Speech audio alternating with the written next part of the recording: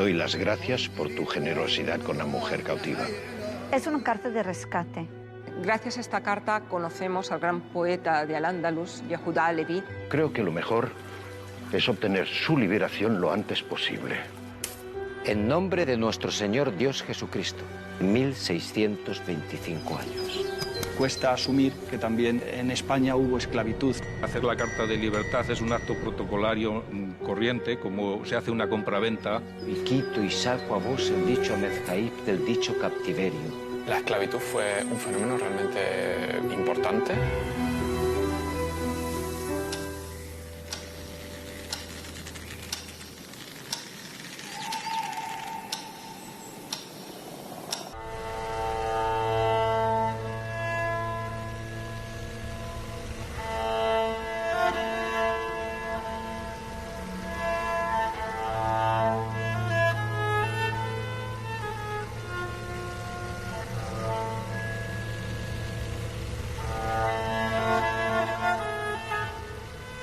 Ellas compran varios de ellos y los llevan a Cambridge en su vuelta a Inglaterra.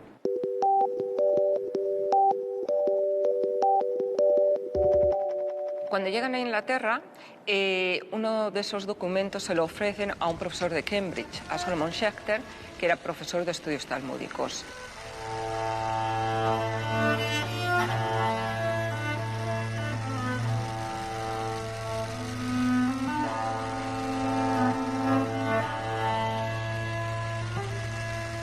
Una geniza es una cámara en la que se depositan escritos de carácter sagrado o que contengan el nombre de Dios. Y bueno, pues su origen es una prohibición rabínica de destruir un escrito que contenga el nombre de Dios. La geniza tenía una importancia vital para cada comunidad.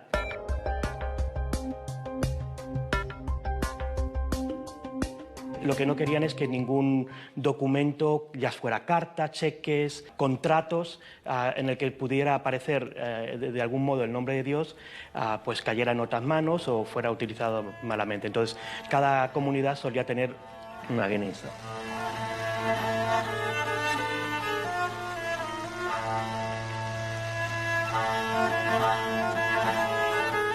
La Geniza del Cairo, de hecho, esta Geniza de donde tenemos esta carta y muchos otros archivos, ha conservado muchísimos documentos y muchísimas cartas de todo el mundo judío medieval.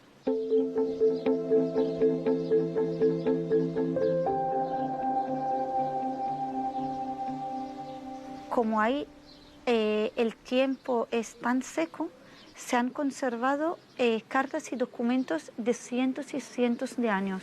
Y por eso esta importancia tan enorme para recaudar la historia judía medieval.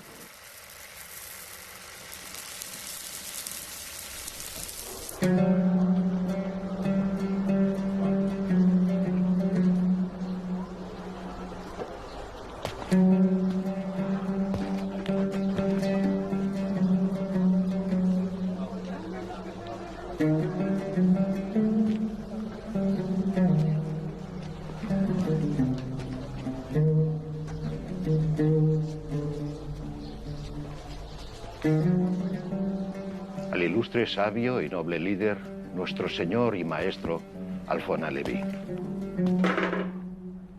Dios le otorgue larga vida. Hijo del honorable señor y maestro nuestro, Netanel Halevi. Descanse en el paraíso. Esta carta es muy famosa, sobre todo por la persona que la escribe, que es el gran poeta judío Yehuda Halevi. Yehuda Halevi fue probablemente el poeta más famoso de lo que se conoce como el siglo de oro andalusí, de los judíos de Al-Ándalus. En este momento él ya es una figura muy importante, no solamente como un rabino y como un líder solamente de la comunidad judía, sino también como filósofo y como poeta. También en su parte de filosofía tenemos que entender que él tenía como un papel político.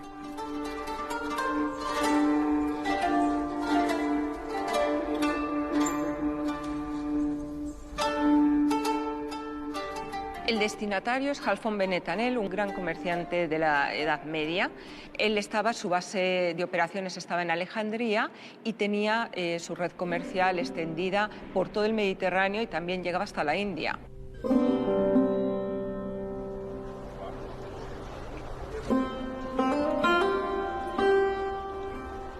Mi amo y señor, haga Dios que perdure tu honorable posición. Me llegó esta carta de Yehudá y Ben Giat, señor mío y admirador tuyo. Que Dios aumente a ambos vuestro honor, y decidí enviártela sin dilación para que pudieras disfrutarla. Permita Dios que yo pueda disfrutar de tu compañía.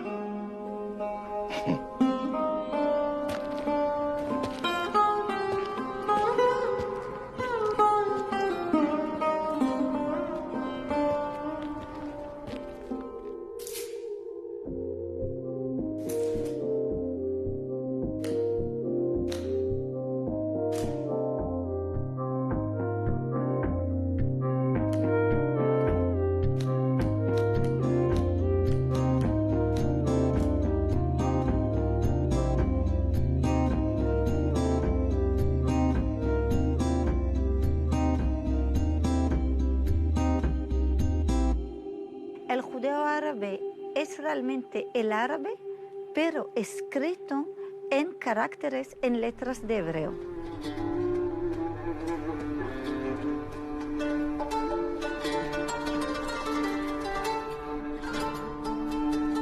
En este momento estamos viendo ya que tras la llegada de las dinastías norteafricanas, de los almorávides y de los almohades, las circunstancias de la comunidad judía han cambiado. Es un momento convulso.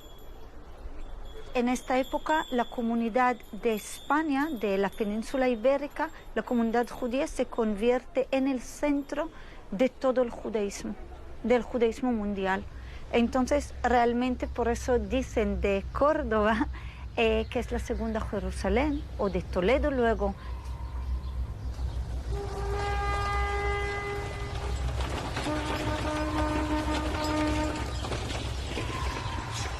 Yehudá Aleví representa ese cambio de Al-Ándalus como paraíso, Al-Ándalus ya como un ambiente en el que no se sienten cómodos. El propio Yehudá Aleví pasa etapas de su vida en Al-Ándalus y otras etapas en reinos cristianos y finalmente decide emigrar a Palestina.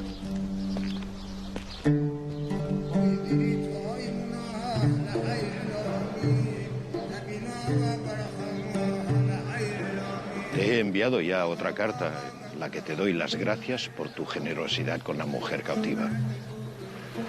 Te ruego que avises a su padre de que venga, puesto que este asunto está a punto de resolverse de forma satisfactoria.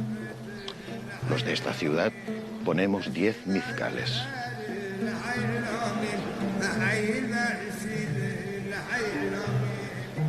Los turcos y los gus han enviado aproximadamente unos 4. Y luego está el mizcal que tú has donado generosamente.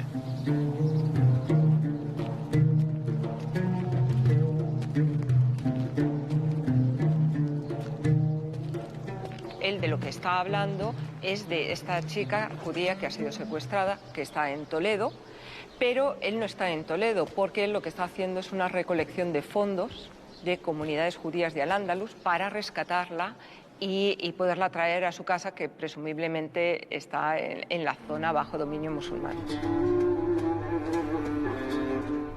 Tenemos que tener en cuenta que los judíos en todos los países eran minoría, entonces tendían a la solidaridad. Si no se ayudaban entre sí, nadie más les podía haber ayudado. Así que existía esta solidaridad no solo de comunidades en el propio país, sino desde fuera, como se nos indica aquí en la carta.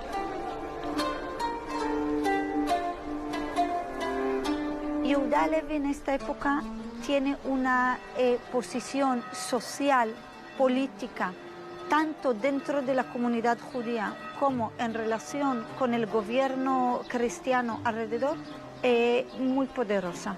Y por eso él podía en esta época hacer una recolecta, organizar una recolecta muy grande de judíos de varias comunidades diferentes, como se menciona ahí, de Lucena, de Málaga, de Granada, de todo el sur realmente, para poder salvar a esta mujer.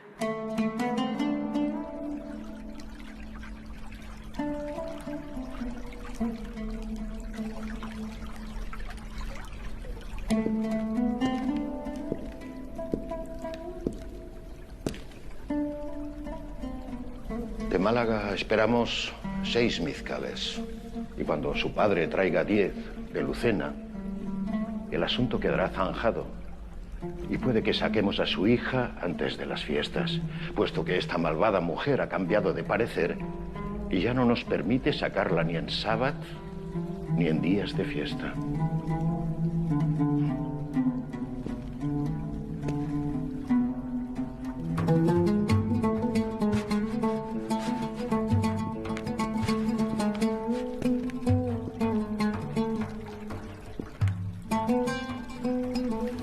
Si el padre prefiere enviarnos lo que ha conseguido hasta ahora y viajar a Granada para asegurarse de obtener la cantidad que falte de los 32 mizcales, deja que lo haga.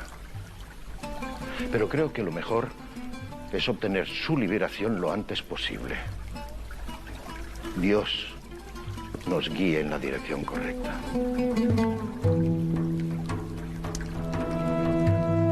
La cautividad en aquella época era en muchos casos una cuestión económica. Era una actividad bastante recurrente de los gobernadores para recaudar dinero en muy corto plazo. El autor de la carta cuenta como algo muy normal el hecho de que la cautiva pueda salir en Shabbat, es decir, para cumplir sus obligaciones religiosas. Y de hecho él se queja de que en este caso, a pesar de estar secuestrada, y no la dejan salir en Shabbat.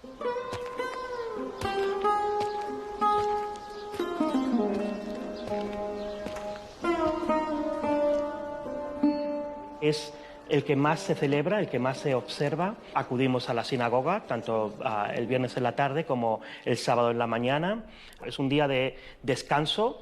Para nosotros, según nos dice la Torá, hay gente que puede faltar a otras fiestas, pero la fiesta semanal, por decirlo así, el sábado es algo que une a la familia, es un día de familia, y la mayoría de las familias lo que hace es reunirse para degustar un agape juntos.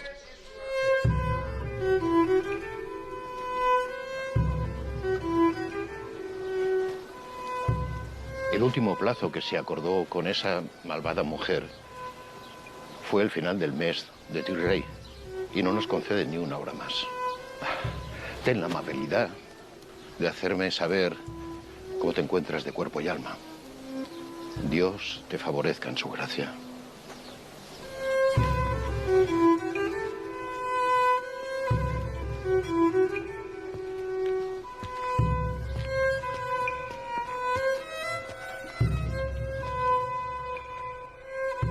La carta hace mención al mes de Tishrei, y el mes de Tishrei es uno de los meses del calendario judío. Por medio de este mes sabemos más o menos, según la carta, en la época en la que estaba ocurriendo esto, porque iba a ocurrir una fiesta cercana que viene a ocurrir más o menos entre los meses de septiembre y octubre, que es Rosh Hashanah.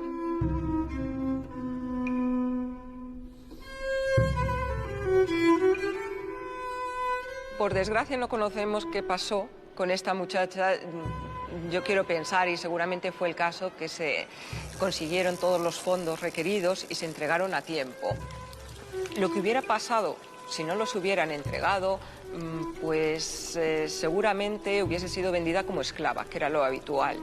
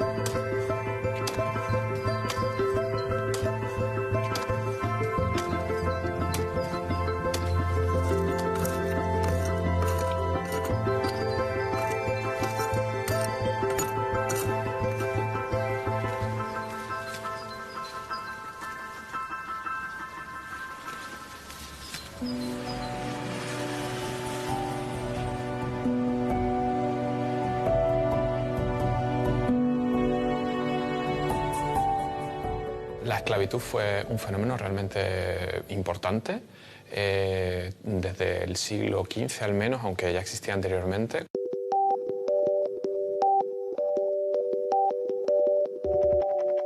Este fenómeno fue importante a nivel económico y trascendió todas las capas sociales del momento, tanto en la Corona de Aragón como en Castilla o en Portugal, siendo especialmente destacada su presencia en la sociedad en el arco mediterráneo y en el sur de la península ibérica.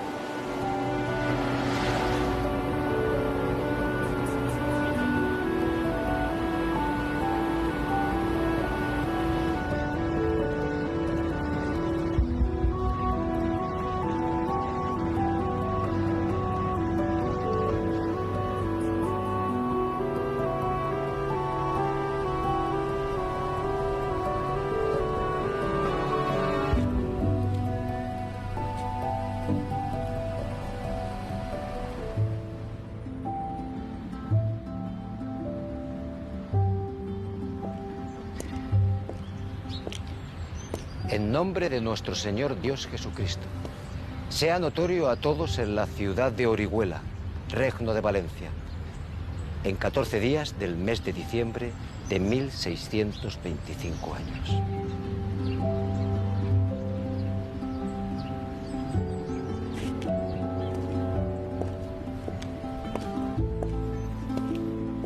Orihuela es una ciudad rica, muy rica. Aquí en Orihuela hay una frase que define su riqueza. Llueva o no llueva, trigo hay en Orihuela, que define la frugalidad de la huerta de Orihuela. Esa frugalidad significa que los nobles que están empezando a prosperar en Orihuela desean tener esclavos. Como nobles que son, tienen que dar fe de esa nobleza. Pero también el clero, que es muy potente, puesto que tenemos obispado. Tiene también universidad, los letrados también poseen esclavos, tiene terratenientes, también los terratenientes tienen esclavos, luego todo se confabula por este lado para tener esclavos. Yo, Pedro Galmes, mercader, vecino de dicha ciudad, digo que por cuanto he tenido y tengo por esclavo y captivo a vos, Ahmed Jaip, moro berberisco natural del Jalparte Siret, tierra de Berbería,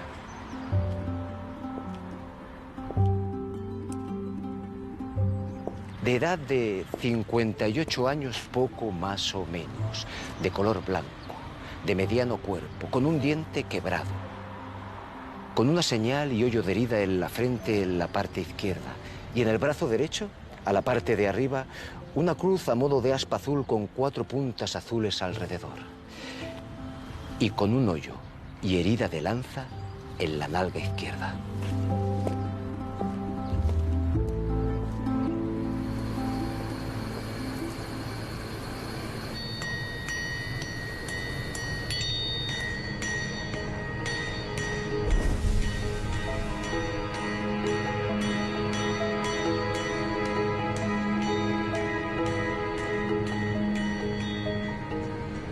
El esclavo Ahmed Jaip tiene también señales que muy bien pueden significar de la guerra o pueden significar también de haber sido maltratado, pero eso no lo podemos saber, porque tiene también marcas en los brazos y marcas en otros lados. Le faltan dientes, pero también pueden ser por la edad.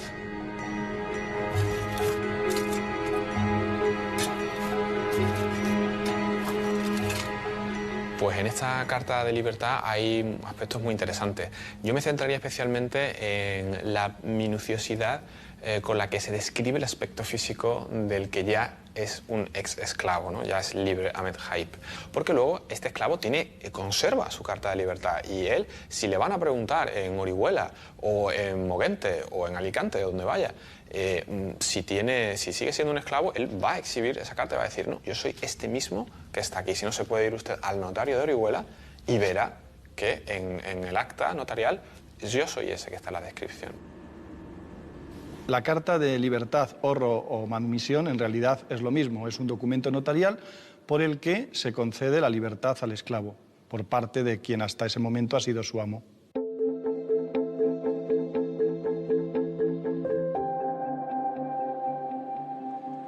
El valor que estos documentos tienen desde el punto de vista histórico está, por un lado, en la descripción que hace de los esclavos, y por otro lado también son interesantes porque explican los mecanismos de adquisición de la libertad. Yo me imagino a Pedro Galmes como un mercader típico de fuera de Orihuela que ha venido al son de la riqueza de Orihuela.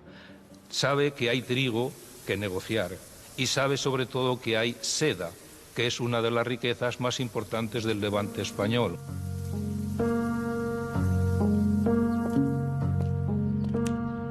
Y por cuanto en 18 días del mes de agosto del año pasado yo me concerté con vos, que dándome por vuestro rescate 1.300 reales castellanos os honraría y libertaría de dicho captiverio. Y los dichos 1.300 reales, vos el dicho Medjaip, me habéis dado y pagado, y con todo efecto pasaron a mi poder en dineros contados.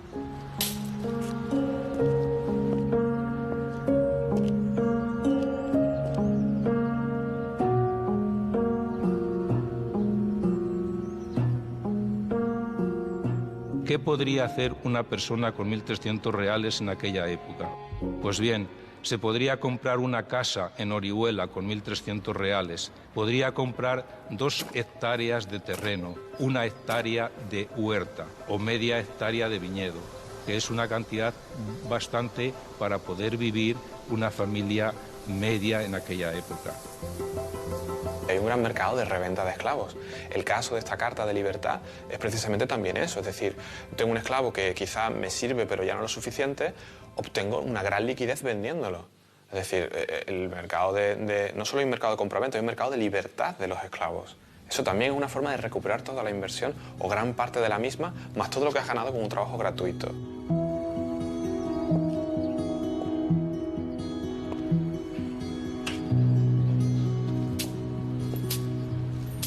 Por tanto, por esta presente carta, yo, el dicho Pedro Galmes, en la mejor vía, forma y manera que puedo y de derecho debo, otorgo y conozco que horro y liberto y quito y saco a vos el dicho Medjaip del dicho captiverio, sujeción y servidumbre a la que estábades y a la que me era desobligado.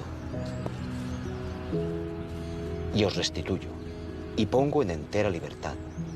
Y me aparto del señorío del dominio y título que a vos y a vuestros bienes tenía por razón de ser como érades mi esclavo y captivo.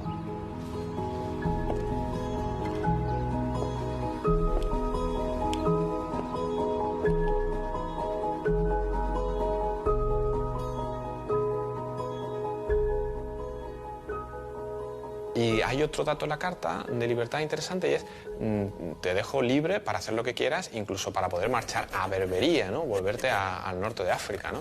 Esto es interesante en tanto en cuanto muchos esclavos del norte de África lo que quieren es volverse a su casa, ¿no? Otros no, sin embargo, porque han encontrado su lugar social aquí, pero en este caso sí se deja eso muy claro, muy explícito, así que quizá amo y esclavo, esto no lo podemos saber, habían llegado un poco a un entendimiento en este sentido. Y vos doy y otorgo entero y cumplido poder para que desde hoy en adelante podáis parecer y parezcáis en juicio, y hacer testamento, y instituir herederos y albaceas, y podáis estar en cualquier lugar que quisieras, o volveros a vuestra patria y tierra.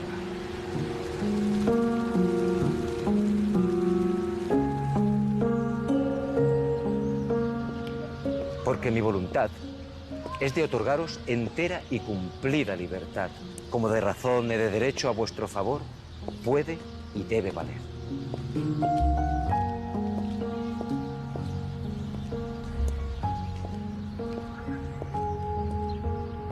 La más extendida es el trabajo, es decir, el amo, el dueño del esclavo, pone a trabajar al esclavo y le permite conservar una parte del peculio que gana, ¿no? Esto es una institución antiquísima.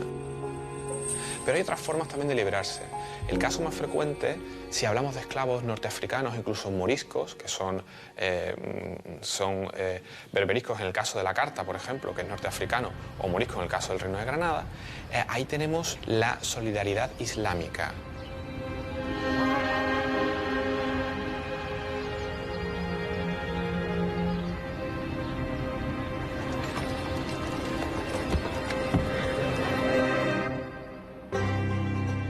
prometo, y me obligo, de hacer por firme esta carta de libertad y de no venir ni contradecir ni oponerme a ella, en ningún tiempo ni por ninguna manera, causa o razón, su expresa obligación que para ello hago de mi persona y bienes, de pagaros todas las costas y daños, intereses y menoscabos que sobre ellos se os siguieren. Y doy poder a las justicias de su majestad para que así lo manden cumplir.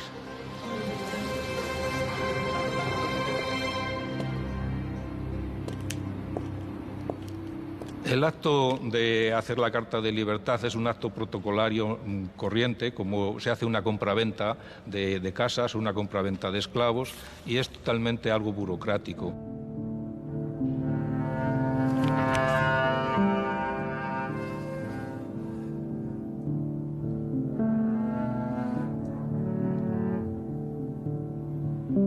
Lo que sí hay es una especie como de venta en lotes pequeños, de 20 esclavos, 10 esclavos, y lo más normal es que sean ventas individuales. Generalmente solo un esclavo, una esclava, y a veces si es una esclava incluso con su hijo o su hija pequeño, a veces se venden juntos.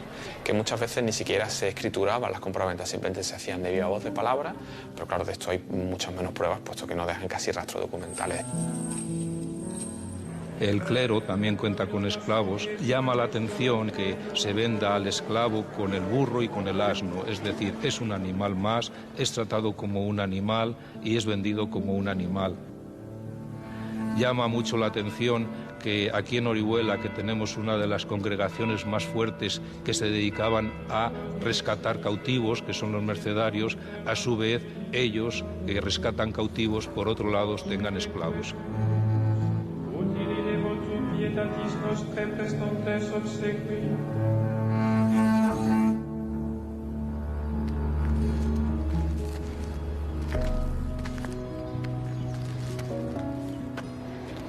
En testimonio de lo cual, otorga la presente carta de oro y libertad ante el escribano y los testigos aquí citados, que fue fecha en la ciudad de Orihuela en los días, mes y años susodichos, siendo presentes como testigos Joan Martínez de Yáñez y Antoni Guilabert, labrador de dicha ciudad de Orihuela.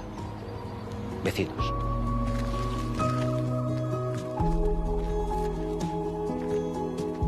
Durante bastante tiempo, la realidad de la esclavitud en la España moderna no se conocía o no se había estudiado con profundidad. Y de hecho hay todavía muchos manuales de historia moderna donde apenas se menciona. Tal vez pues porque cuesta asumir que también en España hubo esclavitud en la Edad Moderna.